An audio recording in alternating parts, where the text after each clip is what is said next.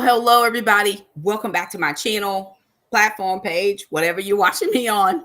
Welcome back to another video. All right, we're jumping in, going over my book, The 90-Day No Talk Experiment. You guys, we are on day 48. We are moving our way down. We started at 90. We're on 48. We're almost halfway through. Yay, us. Okay, tonight's section or excerpt is family fun and Saturday suppers, right? Family fun and Saturday suppers. So I'm going to just tell you a story and lead you through this concept that I believe is from the Lord. I believe it 100% that it is from the Lord. I believe that God has blessed it. He has graced us to be able to do the things that we do. And I believe that it is how things should be done, although I don't think people are doing this much. So, goodness gracious, this was way back. Let me see. I've been at my current job now 7 years. Prior to that, it probably was another 5. I don't even know. It's been so long. We've been friends. I've been friends with this one in particular person for 19 years. I think that's what we figured it up. We've been friends now for 19 years. And I work. So we talking about 14 years ago. 14 years ago, I had this coworker and we worked together in high school. She was an older lady. Let me see, 20 years ago. So she was in her late 50s. I was in my late 20s, just about to be 29, 30, somewhere in there. She was in her late 50s. It made absolutely no sense that we should be friends. You know what I'm saying? If you're just looking at age gap, there was nothing we had in common. She was my senior by at least 20 years or more. Nothing in common at all. Close to almost 30 years. Towards that latter part of the 20s, she's my senior. We have nothing in common, not one single solitary type thing. And so when I started working with her, and of course she was an older lady, being that towards the upper end of age, she was not very tech savvy. We started working together at a high school. She had not taught in a high school ever, and she had not taught in a very long time. So she's getting acclimated to new school, new students, new rules, new grades, all the things. And everything, of course, even back then was automated. You got to put your grades in on this platform. You got to answer your emails. You got to call parents. Just all these things that she had to navigate and maneuver. So she would ask me from time to time, what's with the hair? What's with the question? That's rude. Very rude. How about unfollow? How about log out? Very good. So from time to time, she would ask me to come and help her with her technology stuff because she just was not very tech savvy. I get it. Even to this day, she's still not tech savvy. It's easier and faster for me to do it. However, back then we were not friends of this magnitude, but I would go in and help her whenever she needed help. I think I learned that from my grandparents. My grandparents were always trying to help people wherever they could. If you came by my grandparents' home and you needed something, it was nothing that my grandparents were not going to do to try to help whoever it was that needed the assistance, right? So she would ask me to help her do stuff. And while I don't mind helping, I have an issue with dependence.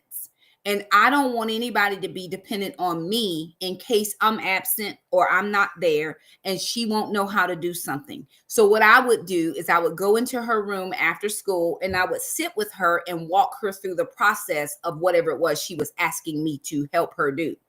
Because I wanted her to know how to do a thing, not just, okay, I'm going to give it to Miss Wilson and you know, when if I'm absent, she can't get it done. She's now dependent on me for whatever it is. But if I walk her through the steps slowly and I had time, right?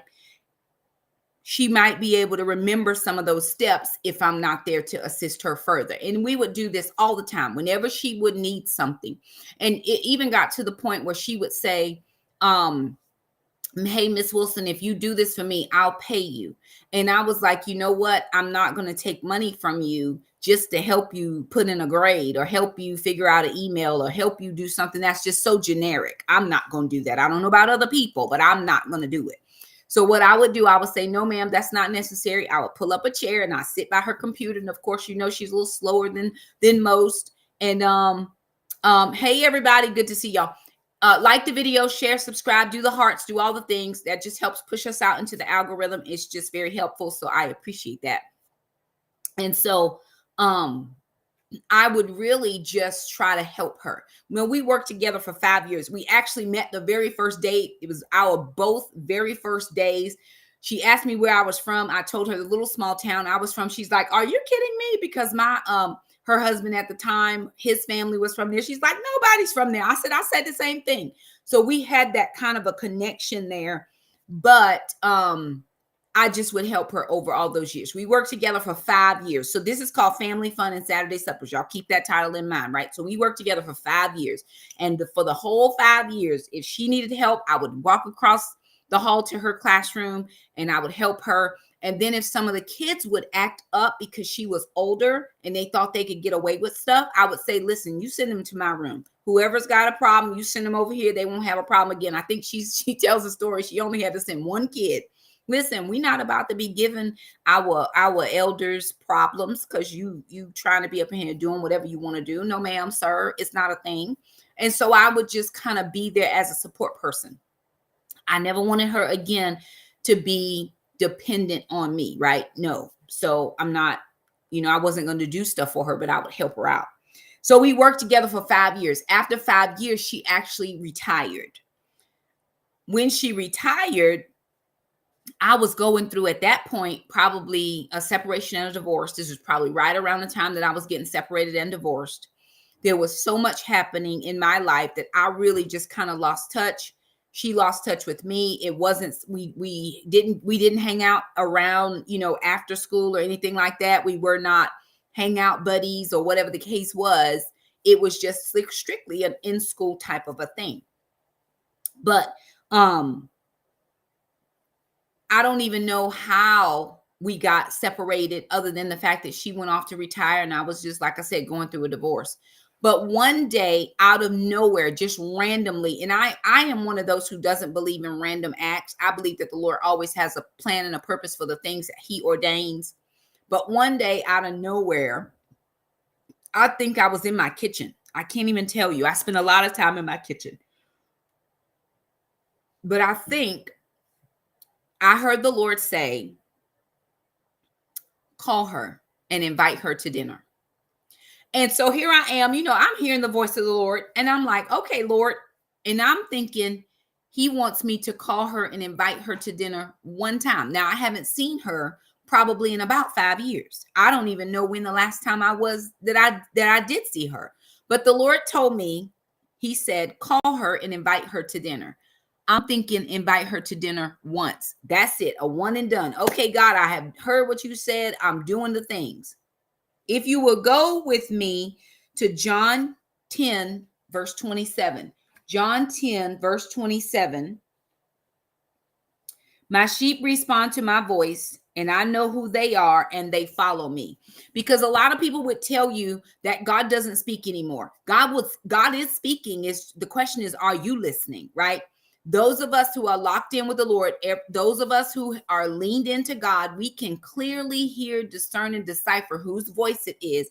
And the reason I knew that it was God's voice is because I had no reason to be even thinking about this individual. We had not chatted in years. I don't even know how I ended up having her phone number still in my phone, but I still had her phone number in my phone.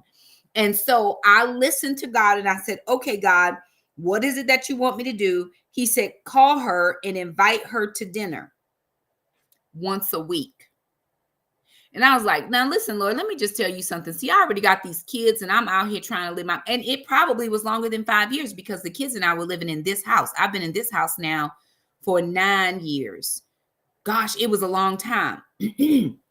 And I'm like, Lord, I'm raising these kids. I'm going to Taekwondo 4 and 5 days a week. We up and down the road, ripping and running. I don't have time to be entertaining nobody every single week. And the Lord said, invite her to dinner once a week.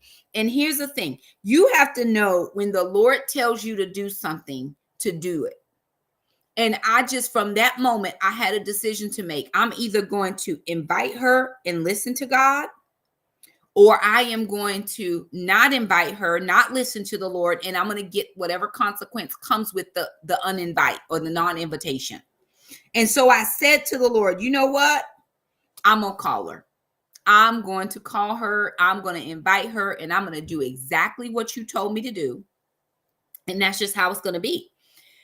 And I called her, and lo and behold, y'all, you would have to understand people, right? She is a people person. She likes to talk. She loves to tell her stories. She just wants to be around people, and she gladly accepted the invitation. Now, this woman is 30 plus years my senior, right at 30 years my senior. She doesn't need to be around young kids. I got young kids, but she came. She didn't need anything that I had. She just needed to be with us, if that makes any sense. And the reason I'm sharing this story is because a lot of people are not truly acting like Jesus did. Jesus went around doing good things for people. He went around finding who needed something, and he was there, and he did this and he did that and all the things. And here we are, so busy with our life. I'm so busy with my life. I have no time for anybody. Jesus made time for people. He made time for everybody. How do you know that, Shakima? Because the Bible is full of stories where he went to somebody's house and he broke bread, and he went to this person and he went to that person. He said, hey, you come down out that tree. I'm going to eat at your house tonight. And he just was all over the place. He was a very social being. Yet we are so into ourselves. My pastor was preaching this past Sunday, and he was talking about losing our first love. And what is your first love? The first love is love. Loving the Father so much so that we love the people that he loves to whatever degree he calls us to love them. But I'm very busy in my life. I don't have time. I don't have another free anything that I can carve out to make room to add in or include this person into my life. But the Lord was very clear with me. So I obeyed the voice of the Lord, and my life has never been the same. Can I just tell you, my life has never been the same. So now for, almost 9 years. I mean, it's been a very long time. I think she said about 10 years yesterday, because she was here yesterday. So about 9 years in there, we have had dinner or lunch every week that our schedule allows. And we very rarely miss a time. The only time we miss is if somebody's sick because she's older and we don't want to expose her to germs, or if she's out of town or we're out of town. And that doesn't happen very often. And so we decided that we were going to meet on a Saturday. Well, lo and behold, there was another little friend that we felt like would just round out this new family of ours. And we invited that little friend as well. And here's what happened. We made our own little family. We just became our own little family. And most people would be like, I'm not sure that family is random people or random strangers that you pick up along the way. And I would say, according to the Lord, anybody can be your family. Go with us to Matthew 12. Go to Matthew 12, verse 48 through 50. So Matthew 12, I got my Bible, y'all. I'm sorry. I had to put it to the side. Matthew 12, 48 through 50. Oh, go to 46. Let's just start at 46. While Jesus was still talking to the crowds, his mother and brothers were standing outside. They wanted to talk to him. Someone told him, your mother and your brother are standing outside. They want to talk to you. He replied to the man speaking to him, who is my mother and my brothers?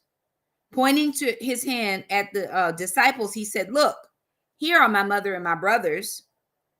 Whoever does what my Father in heaven wants is my brother and my sister and my mother. So in these moments when I decided to hear and listen, hear and obey what the voice of the Lord was asking me to do, which was invite people into my house. Because see, I didn't ask God to give me this home just so I could have it for me and my children. What is the purpose of the home that God has blessed you with? Well, I live in a trailer. Doesn't matter where you live. I'm talking about what's happening on the inside of your home. What's the point of it? Just so you can live? I beg to differ. I think that the Lord has a different plan for that house that he gave you if you would just lean in to hear him. My friend brings the chicken. This happens every single week. She always brings chicken. And here's what she tells me. You got to remember, this lady is almost 30 years my senior. She says, Shakima, when I come and sit at your table and I bring this chicken, and we have chicken every week. Could we have something different? Yes. What do we have? Chicken. She says, this makes me remember my grandmother. This makes me think of my grandmother because she would cook chicken on Sunday and we would sit down and eat the chicken. I'm being the hands and feet of Jesus, helping her remember good memories in her life by not exerting my will to have lasagna and we're having chicken. And our other little friend who didn't necessarily have the best upbringing, growing up time, family situation like some of us did, he brings ice cream. That's our dessert. She brings the chicken. And my kids and I provide the house. We provide the atmosphere and the ambiance, and we do the sides, whatever I have at the time. And that's how we work out this little family that we created. So we sit down at the table, we pray together, we eat, the kids play games after they clean the kitchen while my friend and I retire to the living room to catch up. But that's not the best part. So one particular Saturday night, after my friend had already left, the kids were still in the kitchen. The little friend was one of their friends from Taekwondo. It was just one of the little guys from Taekwondo. And they were still in the kitchen just playing games. And I'm in here riding my exercise bike because I'm trying to get my life together, get my body healthy, get all this stuff in order. And here is all this laughter that's happening in my home. And I'm sitting there thinking, wow, this laughter is about to overwhelm me strictly because it wasn't always like this in my home. This was not this particular house. But in the home before, when I was married, there was no laughter. There was no joy. There was no happiness. There was nothing except don't say anything too loud. Don't talk too loud. Don't move too fast. Because if you move too fast, you're going to make dad mad. And if dad gets mad, it's going to be a problem. You know, you just walking around on eggshells. We didn't have any of that here. We had created an atmosphere of love. We had created an atmosphere of care. We had created an atmosphere of togetherness. We created a purposeful atmosphere of wanting to be together as a family. And it so blessed me to see how far the Lord will bring you when you are obedient. Now, most people would say, well, you know, how did that benefit you?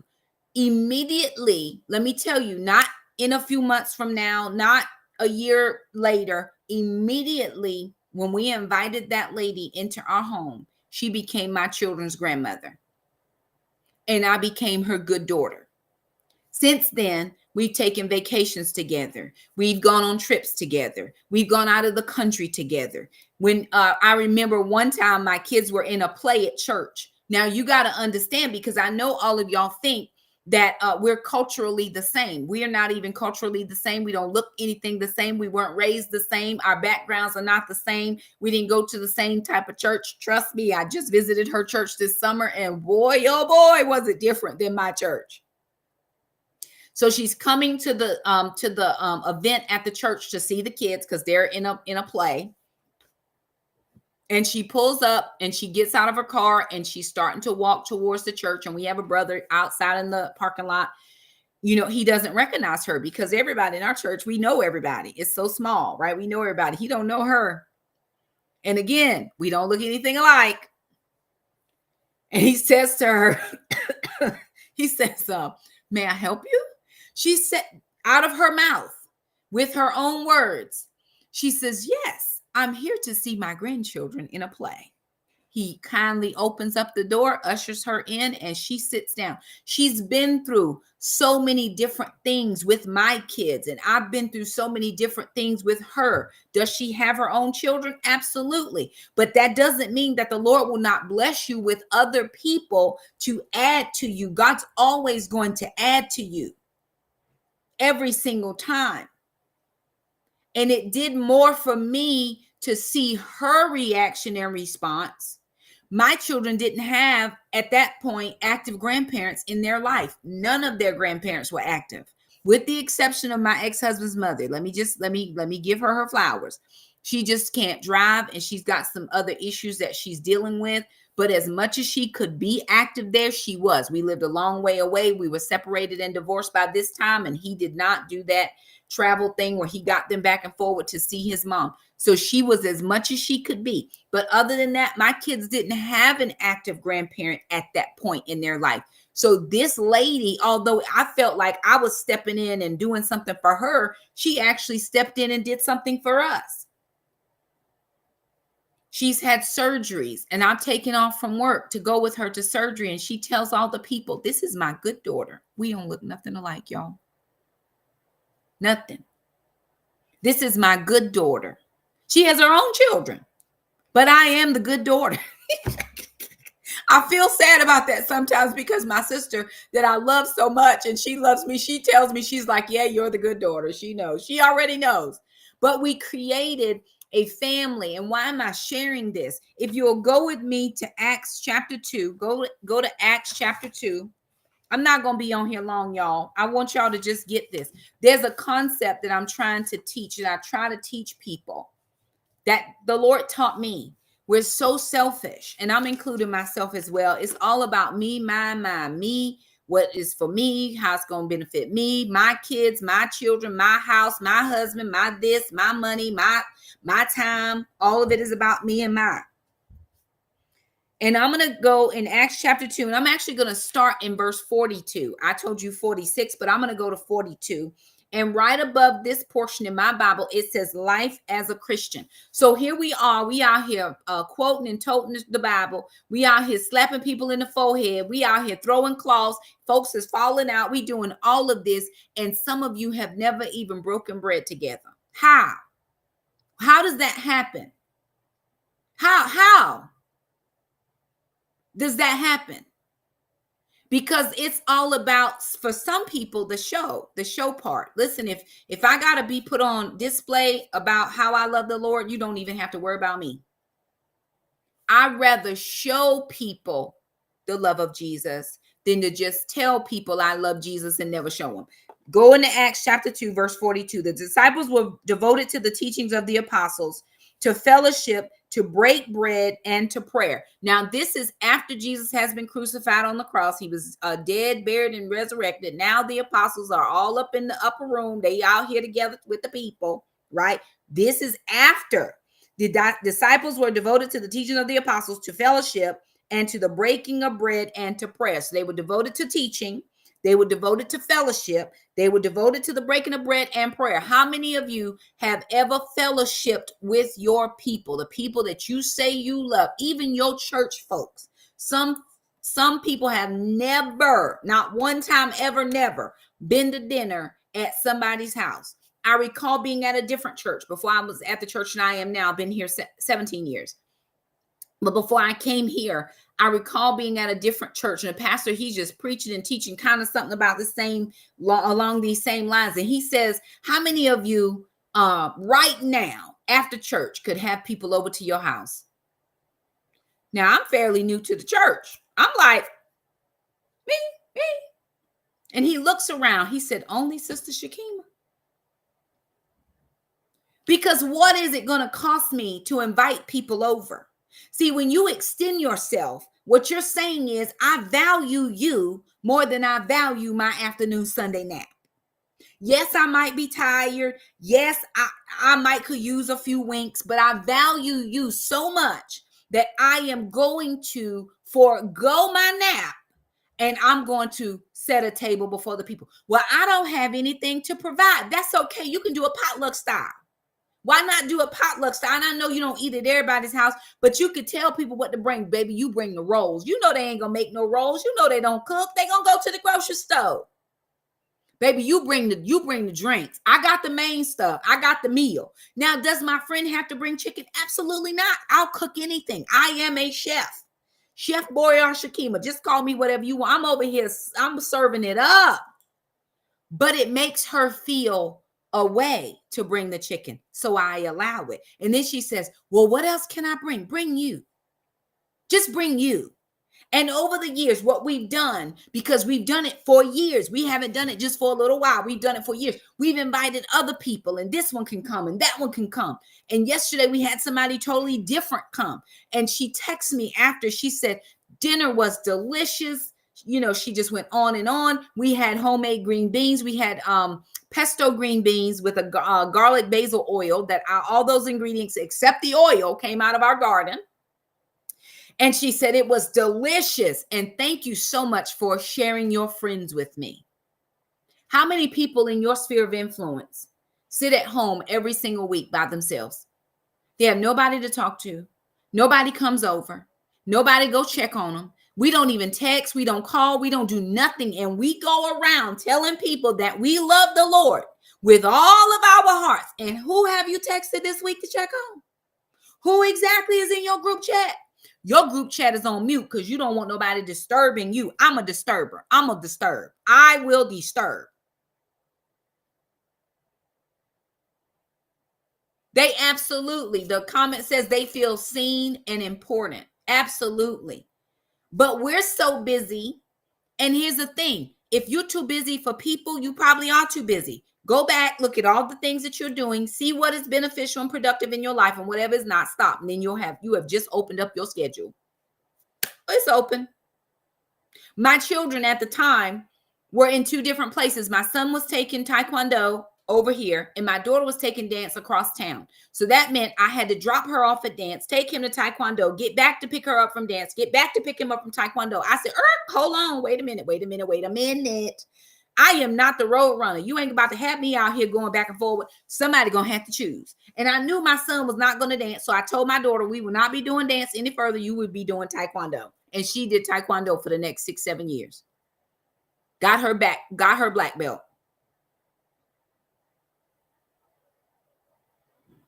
That's just like, where is the value that we place on people? Okay, I'm back to the scripture. Acts chapter 2. 43.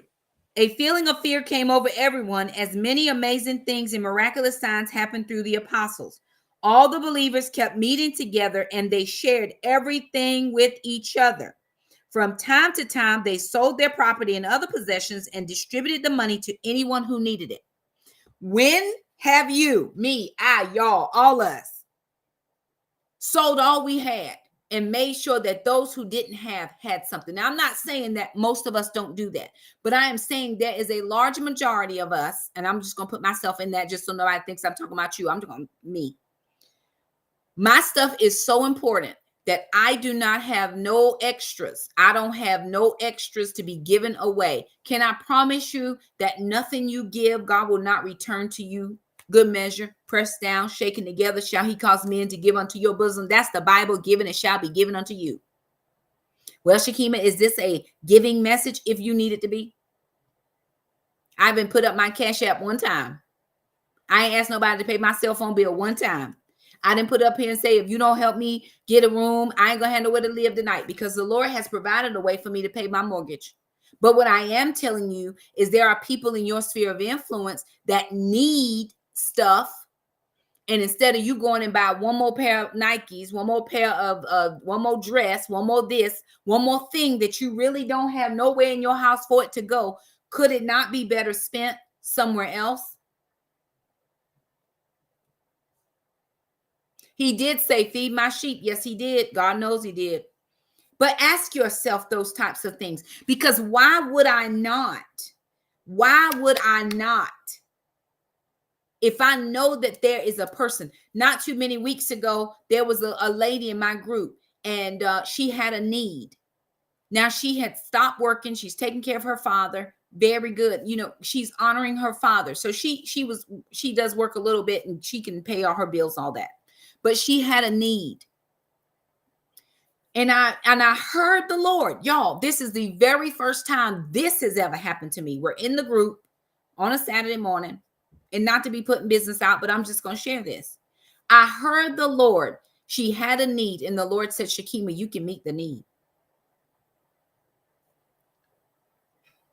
And I stopped the meeting. I said, y'all, there's a need in the house. We can meet this need. I said, listen, I don't have the full amount, but I'm going to give you my grocery money for this week. Why would you give up your grocery money, Shakima? Because I got enough groceries and enough fat to last me to the next grocery time. There's enough food in this house, and we waste half the food that's in here for me to just be going out and buying more when I got a sister who has a need, a real need.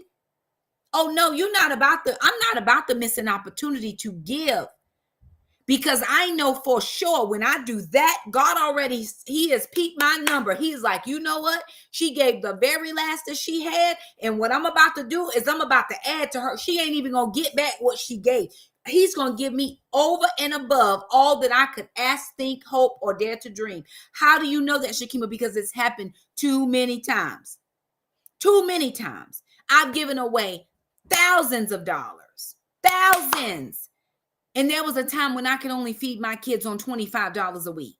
Don't tell me that God will not multiply you when you are doing what he tells you to do. Can I say this? I'm going to say it anyway. We sewed in. I said, ladies, I'm not asking you to do something I'm not doing, but all I got this week is my grocery money. But whatever you can do, if anybody is feeling the need, and baby, let me tell you something. Not only did we meet the need, but we exceeded the need because she needed to realize that God cared about her that much, that he would have a group of people that would sacrifice. Because for some of us, it was a sacrifice that would sacrifice what we needed or what we wanted so that she would be well taken care of. Why did you do that, Shakima? Because the example had already been set. It said, from time to time, they sold their property and other possessions and distributed the money to anyone who needed it. I got enough stuff in this house. I don't need no more stuff. Y'all, I got a whole bag full of stuff I need to put on eBay right now.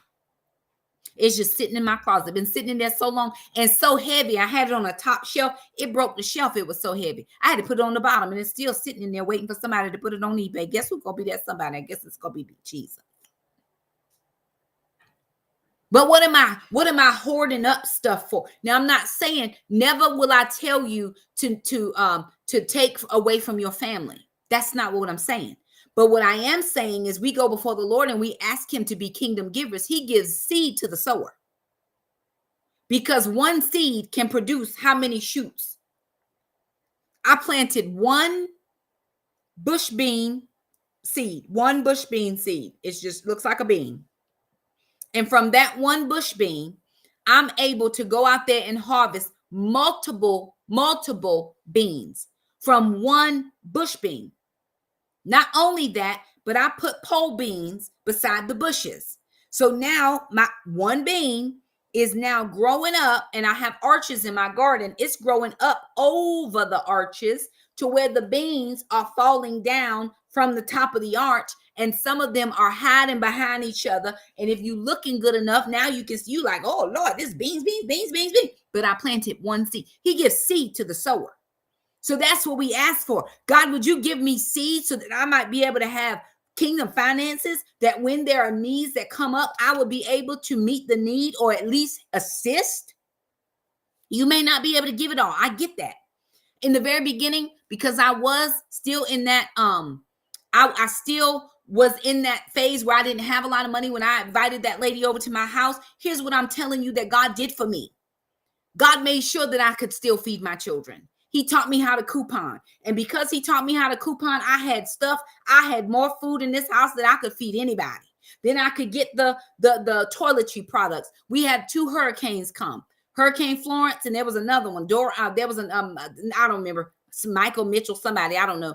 But I had hoarded up and I had stored up so much cleaning products and feminine items and all these things. Child, I don't need feminine items. Not me. That is not my life history no more. So what I did when all of that happened, because I didn't have the money to be able to give, I took everything out of my garage that I'd have been storing up from my couponing and I gave it away, donated it. When Helene came last year, I donated everything out of there. And can I promise you, if you go in there right now, it's more stuff. Because God's going to give seed to the sower. If all you have is your time, give that. I ain't got nothing but time, Shakima. I don't have no finances. Listen, some people just need time. My daughter just got a new job. She's been there about 8 weeks, something like that. I can't remember because time is moving. She's been there about 8 weeks. And she works at a senior living facility. And she works in the spa. And so when the little ladies and the little men come in to get their hair done or their toes done or their fingernails or whatever they come to get, she's the first line of contact. She's been there 8 weeks. And can I promise you that every single person that has come there loves her? She hadn't given them anything except her time. They get there a little early sometimes and they sit down and they may not have had any visitors or this is independent living. They are able to do their thing. So some of them have caregivers, but they have to be able to do their things, but some of them don't get visitors. So they come in a little bit early for their appointment and she'll sit and talk with them. Some people just need a listening ear. You understand? They don't need anything. My friend who comes over, I promise you, she don't need nothing I got. She probably got 3 or 4 of them. She's lived longer. She's done more. All she needs sometimes is somebody to listen. And yesterday we were in here because we had to do it on Sunday. I couldn't do it this week on Saturday, so we did it on Sunday. And she was telling my other friend, she said she's probably heard this story 10 times, but I'm going to tell it again. Why does it matter to me how many times you tell the story? And she'll even ask me, did I tell you this already? I said, yes, ma'am, but it's okay. You can tell me again. Why? I might not have remembered it. And it's going to make her feel better to tell me. So what I'm going to do is I'm going to sit my happy self down and listen and be attentive. I'm going to lean in and I'm going to engage in that conversation. Because when she leaves my place, she now feels encouraged. She feels lifted. She feels edified. And I ain't had to shalabak. I ain't had to throw nothing over nobody. I ain't had to throw no oil. I didn't have to do anything except give myself to this person for time. That's it. That was it. If you could be unbusy, God may not be telling you to do it once a week. It may be once a month. It may be once every quarter. We're getting ready to have Friendsgiving. We have had 3 Friendsgivings. And here's why I started doing Friendsgiving, right? I started doing something different before Friendsgiving. So my son used to be in the military. My oldest son, he was in the Marines. And he medically discharged several years ago. But when he was in the Marines, I understood that some of his brothers couldn't necessarily get back home to their families. Some of them were on duty. Some of them didn't have enough money. They weren't managing their money well. They couldn't get back to home for holidays. So around Thanksgiving, when I knew that my little kids would be gone with their dad for Thanksgiving, because that's his holiday. We're divorced. That's his holiday. When I knew that my little kids would be gone, I would still make a full Thanksgiving meal. Turkey, yams, everything. Thanks, pies, cakes, goodies, all the things. And I would say to my son, you invite those boys over here. You invite the boy, you come and you invite those boys. And if they couldn't come to get off because they were on duty, then he would be responsible with taking plates back. Why do you do that, Shakima? Because they had a need. There was a need. They needed to be surrounded around their family. Some of them, for the very first time, were on their own. Even though they were in the military, they were safe, they were secure. Uncle Sam was taking care of them. They still didn't have their family. Can you not, for one day, just be the family? Invite them into your family. They don't eat the same things I eat. Well, listen, ask them what they eat ahead of time and cook a little something for them. That's what you do. That's how we give of ourselves. That's the best gift we could ever give. It says life as a Christian. They broke bread together. My son bakes bread. Why? So we can eat it together with people. That's why. There's so much that we could do, so much that we could accomplish, so much that you can hear that people are going through that you might even be able to help with or assist with if you just invited them over and you gave them 15, 20 minutes just of listening. Everybody would listen. The best time to get all the tea is when you eating. Food just takes down your inhibitions. It takes everything down to a base level. Just feed people. Just feed them. And I promise you, you're going to make an impact on lives that you didn't even know was possible. Trying to get them over to the side of Jesus. I tell people this all the time. You got as much time to feed a hungry person. That's all the time you have to tell them about Jesus. If you find a hungry person that's hungry, if you can offer them a meal while they shoveling it in, you can talk about Jesus, whatever way you need to. While they shove, that's all the time you're going to get. So if you're trying to get them saved, you might want to invite them for a few more shovel sessions. Or do like us. We make appetizers. Yeah, we got overdovers over here, honey. Just dipping chat. Then we do a main course. Then we let that rest and settle down for a few minutes. We got dessert. And we do coffee. Listen, it don't cost me nothing. I know how to bargain shop. I know how to get the deals. I know how to go when it's 50% off. I know how to buy one and get one. The Lord didn't give me those skills just so I could hoard up for my family. He gave me those skills so I'd be able to have enough stuff to multiply and feed folk. We started doing Friendsgiving about 3 years ago. So we're going to our 4th Friendsgiving. It's the 2nd Saturday in November. We do it right before the holidays. Why do you do it before the holidays, Shakima? Because there were many, many, many holidays that I didn't get invited anywhere. I'm a single mom. I'm divorced. I live nowhere around my family. My kids are gone with their dad, and I'm by myself. Do you not know how alienated I felt, how isolated I felt, how nobody loved me I felt, how rejected and all those things I felt because I wasn't getting invited. See, when everybody's married, they really don't want the single person over. The single person is just an added wheel. So I just decided, you know what, God, I'm not going to wait for anybody to invite me. I'm just going to have the party. I'll have the party and I'll invite people over. Because see, you got holidays coming up, Thanksgiving, right? And people don't necessarily invite you to their Thanksgiving because their Thanksgiving is about their family and you're not a part of their family. So you don't get invited to their Thanksgiving. So I said, well, that's all right. I had seen people doing Friendsgiving. I said, I'm going to have Friendsgiving and I'm going to invite all of my friends and some people who ain't really my friends. And we're going to just break bread together. And it has been one of the best things that my kids and I could have ever done. We do it for us.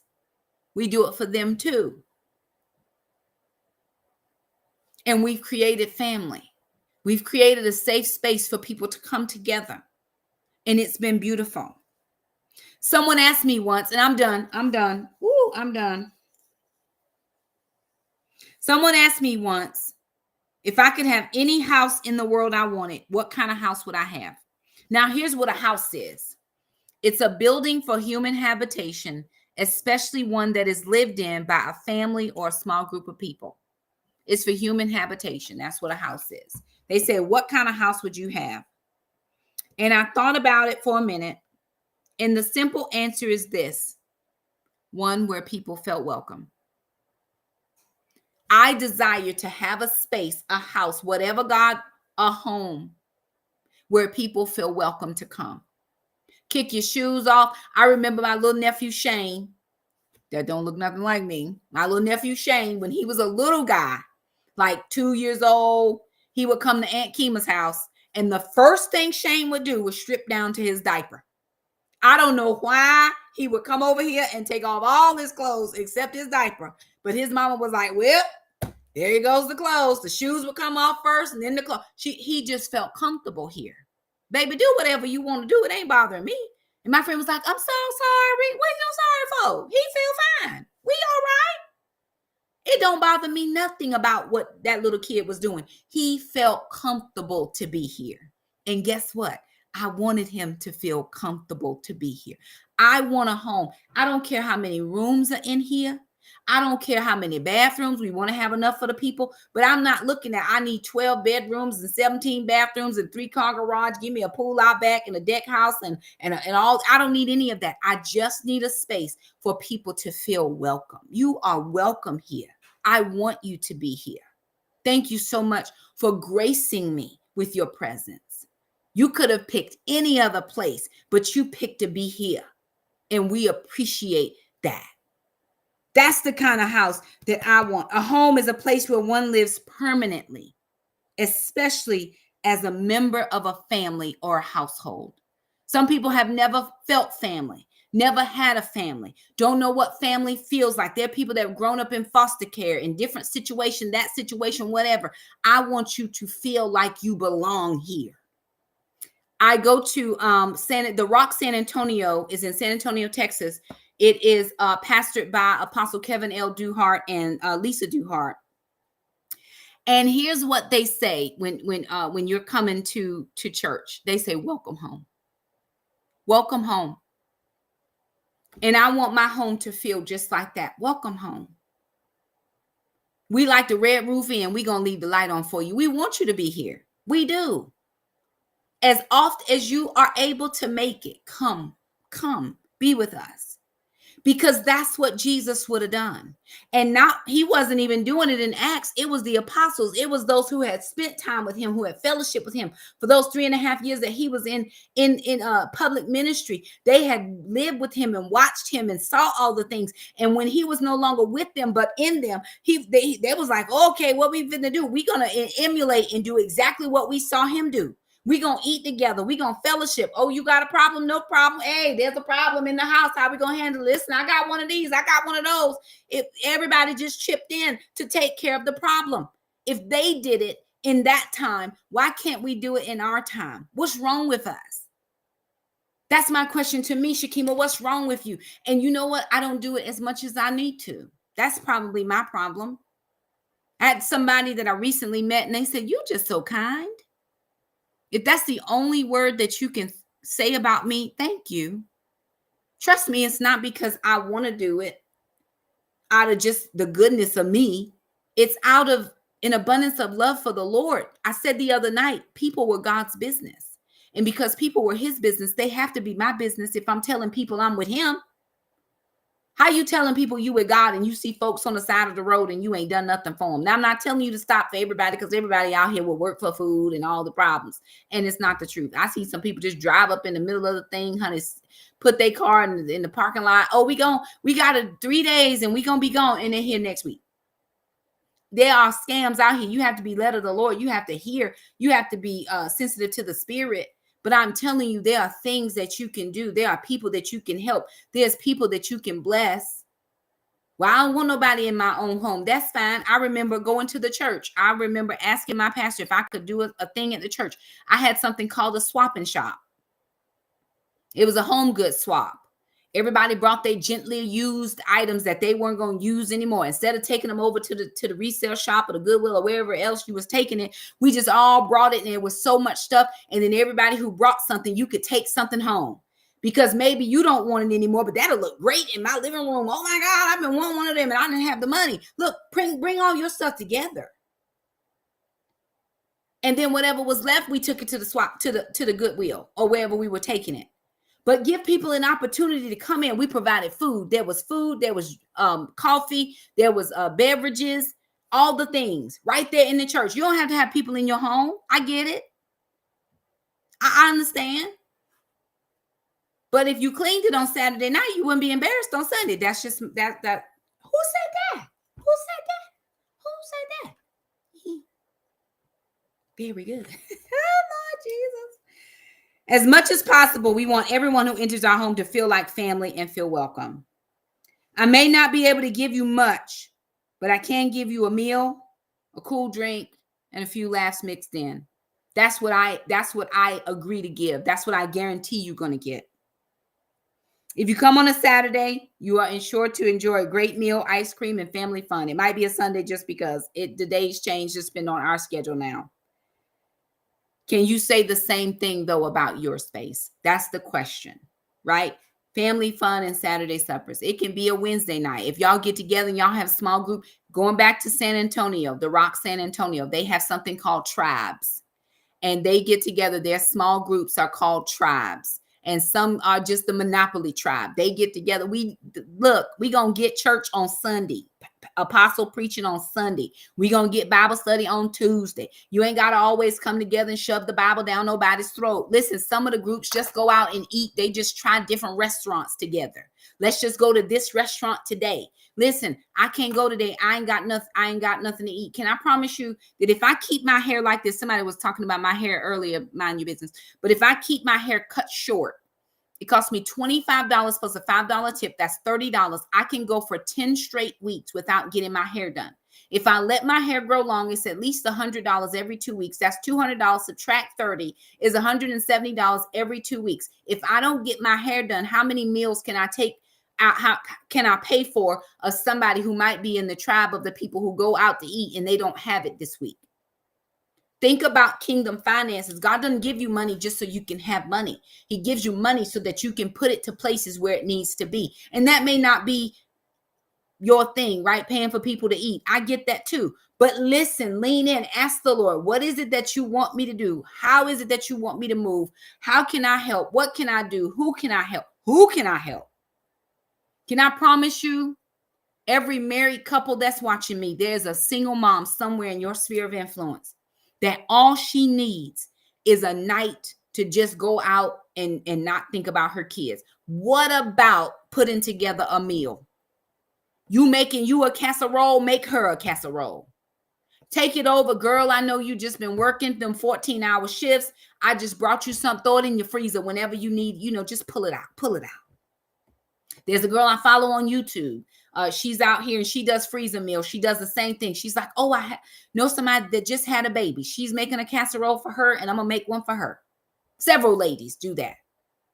And everybody may not eat your cooking. If you know that and you discern that those people won't eat your cooking, just give them a little gift card. Do them a little Grubhub, a little Uber Eat or something. You can do that. Just to say, hey, I know you're going through something. I care for you.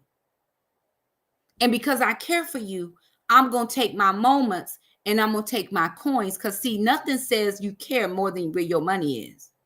Nothing says you care about somebody more than your coins. You understand? And you just do a little something out of the goodness and the kindness of your heart. Don't film it. Don't let nobody see it. Because that's between you and them and the Lord. Let the Lord, the Bible says what you do in secret, He rewards you openly. Can I promise you, there's some things that God is doing for me openly from the stuff I did in secret. Praise God. I'm sharing a few things here, but I'm going to share everything. Praise God. And I got to share it so that you will understand it. Here's the thing. Am I at home when I'm with you? Home is not a place, but it's the people in the place. I see these things where people say you feel like home. Do you feel like home when people are with you? I hope I do. I hope I give them granny vibes. I hope I give them auntie vibes. I hope I give backyard barbecue vibes. I hope I do.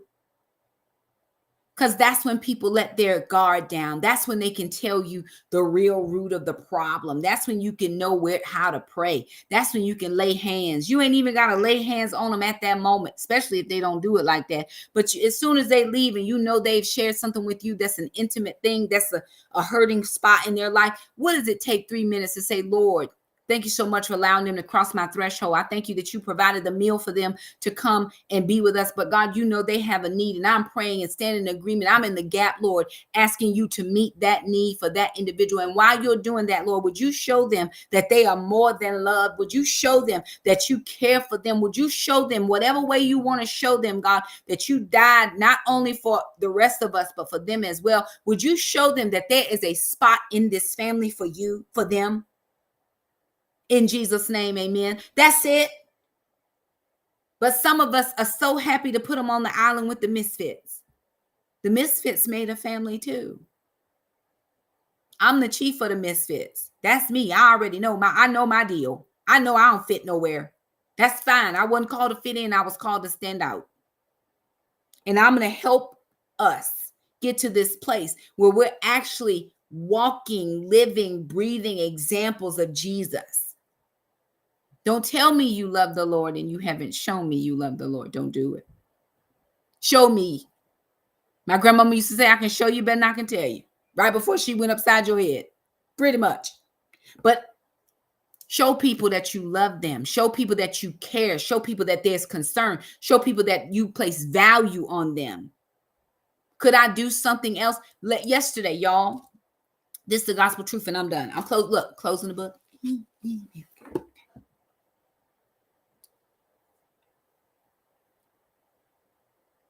Okay. Here's the thing, right? So,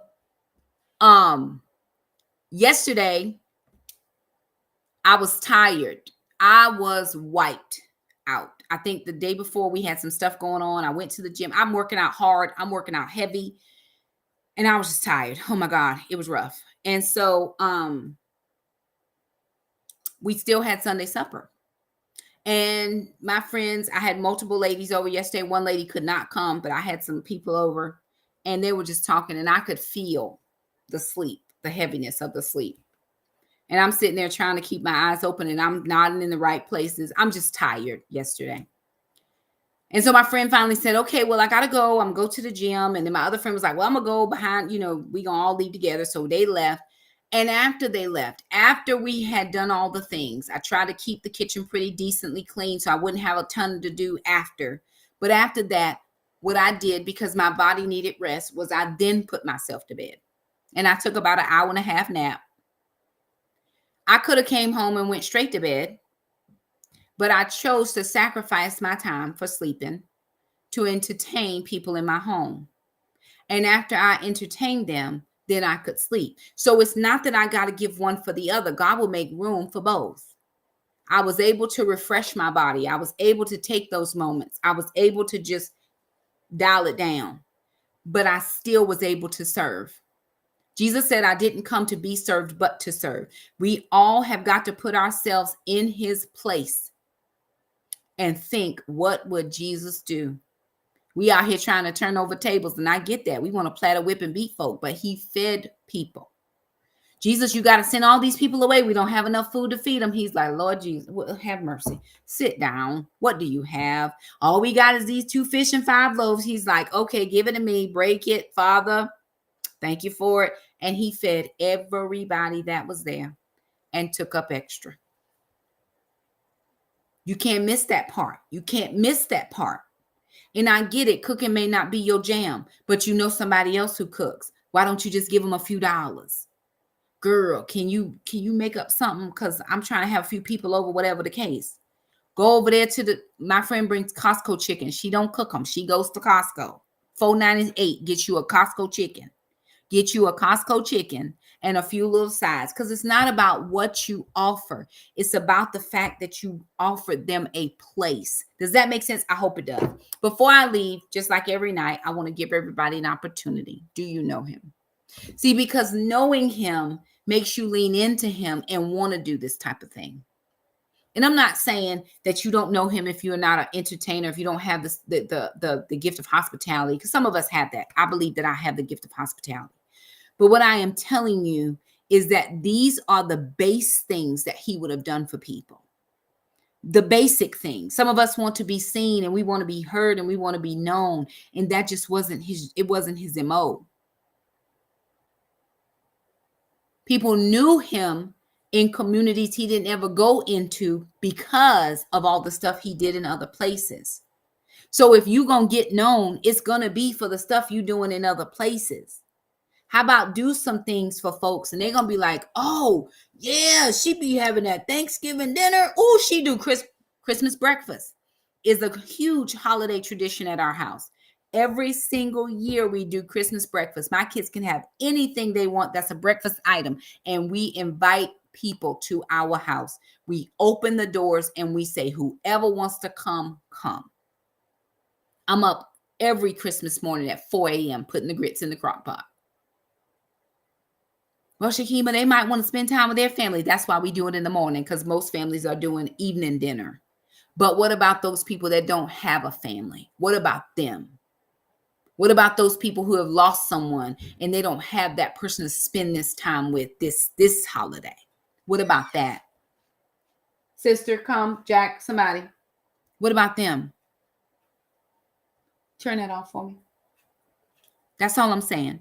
So if you know him, I'm very thankful that you do. But if you don't, you can take this opportunity right now and you can ask to know him. It doesn't take any grand prayer. It doesn't take me holding your hand. It doesn't take any special words. Jesus, I need to know you. And pretty much that's about it.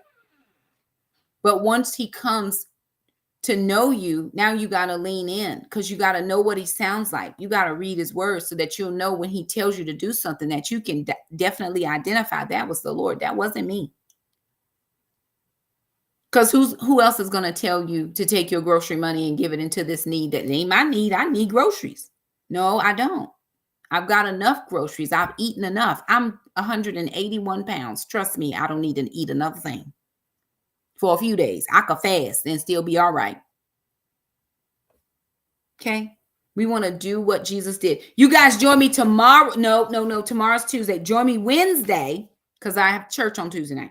Join me Wednesday for day 47. I'm not like the others. I love you guys. Thank you so much for sharing. Thank you so much for doing the hearts and all the things.